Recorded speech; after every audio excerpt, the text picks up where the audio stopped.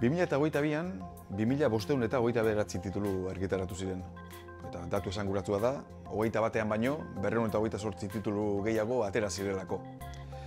2021 urte pandemikoak izan ziren, 20 indartsua izan zen, 2006 gora, 21ean beherakada izan zuen, eta 22an berriro ere, 20ko neurrira edo gerturatu gara, 2500 gora, eta bada zerbait.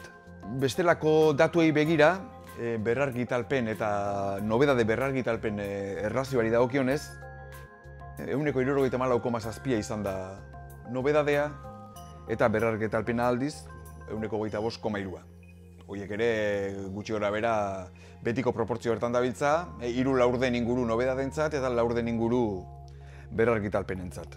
Argitaratzailei dagokionez, argitaratzaileen kopurua, editoren kopurua, 317 izan dira, eta horre ez da aldaketa handirik izan, ze badira urte batzuk, 300 inguru gabiltzala. Azterketa tematikora pasatzen bagara, urtero bezala, 6 liburu mota nagusiak ditugu, eta 2022an, hezkuntza irakaskuntza liburuak ohikoa den lehen postua berreskuratu du, 2021ean beherakada handia izan ondoren, 22an berriro produkzio handia izan dut, 895 titulu atera dira.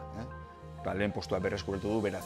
Haur eta gazte liburua bere neurrian dabil, 718 libururekin, eta bien artean, kontuan hartu behar dugu, haurrentzako eta gaztentzako liburuak direla bi mota hauek, bi lehen mota hauek, nagusiak direnak, eta bien artean, 160 gora gabiltza, 165 inguru. Horrek esaten diguna da, helduentzat gainerako produkzioa helduei bideratutakoa dena, 30 inguru dela. Hori da, gure produkzioaren anomalia nagusietakoa.